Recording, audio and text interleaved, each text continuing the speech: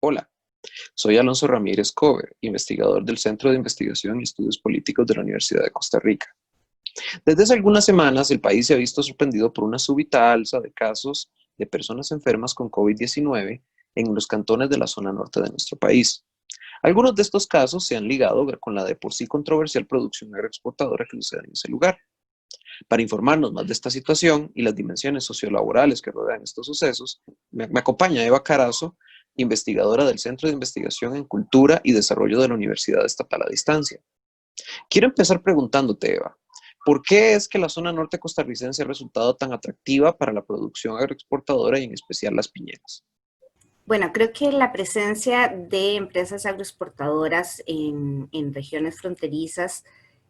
tiene que ver inicialmente con el modelo, tiene que ver, por ejemplo, con la posibilidad de que las plantaciones de piña y las plantas empacadoras funcionen bajo el régimen de zona franca, lo que les permite la exención del impuesto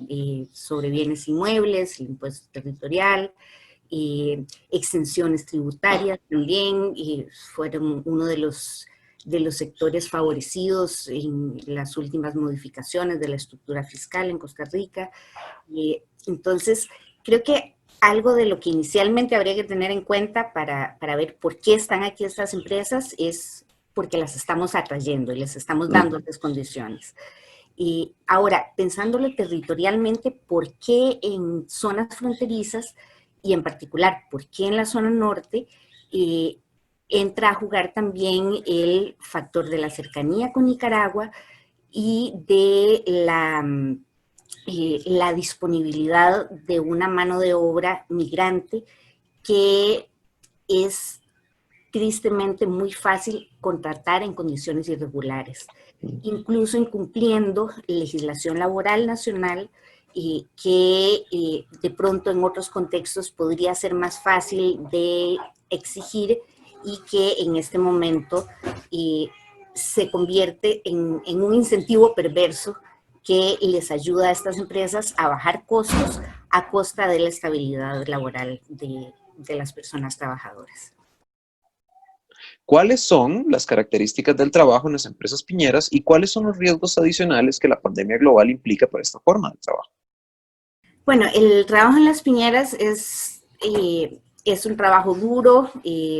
muy exigente, muy demandante. Es un trabajo que además se entiende como trabajo no calificado en su gran mayoría. Depende del tipo de tareas que se realicen. Hay algunas que sí están un poquito mejor calificadas, pero por ejemplo, el trabajo en el campo de la piña, la preparación del terreno, la corta, la recolección, están clasificados como trabajos no calificados que corresponden a salarios menores, que aún así requieren todo un conocimiento y una habilidad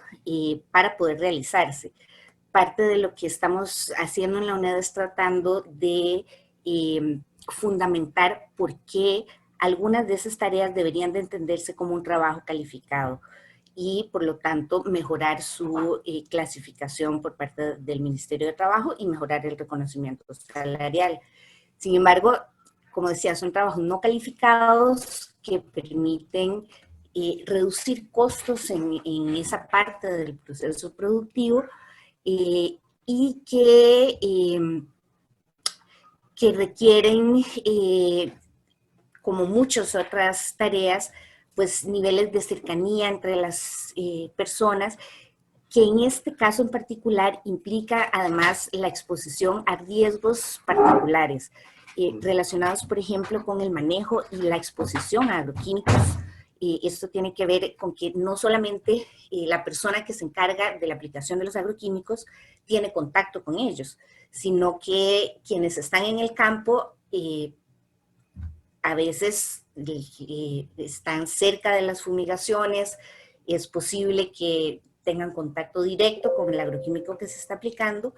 y si no, en todo caso, pues están manipulando plantas a las que se les han aplicado productos muy tóxicos que implican un riesgo para la salud y que es un riesgo que además se puede trasladar a las familias, por ejemplo, porque cuando ese trabajador llega a su casa, se quita la ropa y quien la suele tener que lavar y manipular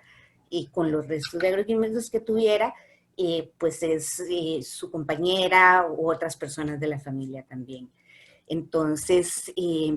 son trabajos duros que implican de por sí la exposición a diferentes tipos de riesgos, relacionado además, por ejemplo, con lo que significa trabajar 7, 8, 10 horas al día bajo el sol, sin sombra, con necesidades importantes de hidratación, por ejemplo. Eso genera, digamos, todo un marco de condiciones de salud ocupacional que están pensadas para minimizar esos riesgos. Cuando a eso le sumamos un contexto como el que tenemos ahorita, de una crisis sanitaria, una emergencia, que además tiene que ver con un virus que se propaga por la cercanía al contacto físico, esas medidas se vuelven todavía más importantes junto con el cumplimiento de las nuevas medidas que deberían de estarse aplicando en empresas agroexportadoras y en cualquier centro de trabajo que siga operando. El distanciamiento físico, el uso de mascarillas, la ocupación, que no se dé una ocupación al 100% cuando se trata de espacios cerrados, como son las empacadoras, por ejemplo, en las que normalmente estaría una persona a la par de la otra, y que en estas circunstancias pues obliga a distanciar, probablemente a bajar el ritmo de producción, pero pues es el tipo de cosas, el tipo de consecuencias que son inevitables si queremos salvaguardar la salud de la gente.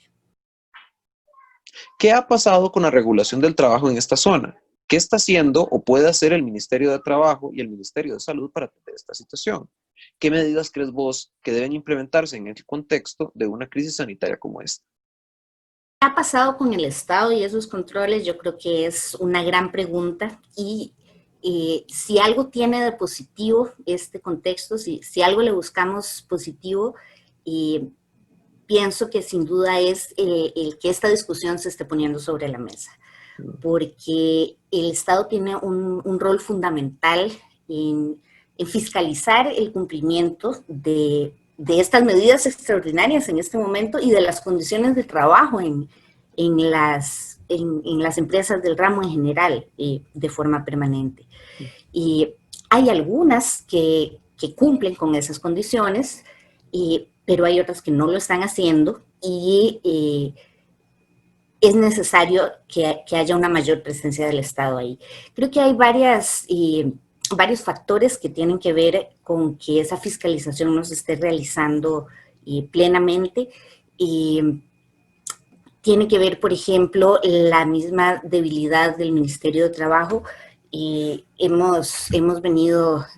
dándole seguimiento a este tema. Bueno, en el Ministerio de Trabajo nos dicen, por ejemplo, que una de las dificultades que tienen es la disponibilidad de inspectores e inspectoras laborales que puedan trasladarse al campo y verificar el cumplimiento de las medidas. Y otra dificultad también es movilizar a ese personal de inspección entre diferentes zonas, porque hay relaciones personales que se establecen y de pronto alguien no se sienta lo más cómodo para llegar a inspeccionar a la empresa de un familiar, de un amigo. Creo que una de las principales dificultades en el cumplimiento de la legislación, porque tal vez aquí quisiera agregar que lo que está urgiendo es que el sector agroexportador cumpla con la legislación vigente. No estamos pidiendo medidas extraordinarias, no les estamos pidiendo un sacrificio mayor al que está haciendo el resto de la población o otros sectores económicos. Les estamos pidiendo que cumplan con las leyes laborales y ambientales y que cumplan con la legislación nacional y que cumplan con las medidas sanitarias que es necesario y obligatorio asumir en este momento. Y Creo que una de las dificultades importantes para que el Estado pueda garantizar ese cumplimiento en la zona norte tiene que ver con el régimen de subcontratación, que allá se usa de forma indiscriminada y que hasta ahora no ha responsabilizado a la empresa eh, madre sobre las prácticas mediante las cuales los contratistas subcontratan a las personas trabajadoras. Antes de que siga, yo creo que valdría la pena explicar a qué te refieres con subcontratación. La legislación costarricense permite todavía un sistema que allá en la zona norte le llaman los contratistas. Esto significa que si yo tengo una empresa y tengo 200 hectáreas para producir piña, por ejemplo, puede ser que yo contrate directamente la cantidad de trabajadores que necesito para producir en esas 200 hectáreas y entonces se supone que les garantizo su aseguramiento con el Seguro Social y todas las condiciones laborales porque les estoy contratando. Sin embargo, la legislación costarricense permite también que yo subcontrate ese servicio y entonces te contrato a vos para que gestiones cómo producir piña en esas 200 hectáreas que yo tengo. Vos y yo tenemos una relación contractual que formalizamos y que es por la cual hasta ahora el Estado me pide cuentas a mí como dueña de la empresa. Y hasta este momento el Estado no me pide cuentas a mí sobre la manera en la que vos contrataste a la gente que hacía falta para producir ahí. Y esos contratistas en algunos casos son más formales y en otros casos es gente que no tiene una oficina, no tiene un patrimonio, no tiene una estructura que responda por su práctica económica y por las contrataciones que está haciendo, sino que pues abren una figura jurídica X y a partir de ahí contratan en condiciones que son prácticamente de esclavitud moderna, ¿verdad? Entonces, cuando vemos los camiones que cruzan la frontera con Nicaragua, por ejemplo, con trabajadores hacinados que vienen a trabajar en las plantaciones, en la gran mayoría de los casos, muy probablemente se trata de trabajadores que vienen para trabajar con un contratista y el contratista no les paga el salario mínimo, no tienen el seguro social, no cuentan ni con seguro médico, no tienen posibilidad de pensión, no tienen aguinaldo y en algunos casos les están pagando 3,000 colones al día por 8 o hasta 10 horas de trabajo y eso implica ganarse 3,000 colones por trabajar 10 horas en esas condiciones que mencionábamos, ¿verdad? Que son condiciones duras. Y hasta ahora, como decía, el Estado no tiene herramientas, a ver, es una figura legal. La figura del contratista es legal y el Estado hasta ahora no ha responsabilizado a la empresa que subcontrata a través de ese mecanismo, sino que cuando se identifica que alguien está contratando en esas condiciones a los trabajadores, la responsable es la figura jurídica a través de la cual esa persona contrató o subcontrató mediante ese mecanismo. Y eso hace muy fácil que, pues si me agarraron, yo cierro esa sociedad anónima y abro otra y sigo contratando por otra vía sin asumir ninguna responsabilidad por lo que estaba haciendo. Y eso es algo que la gente sabe en la zona norte, todo el mundo sabe que así funciona y sabe que es injusto, que es indignante que esté pasando así, pero sigue pasando así.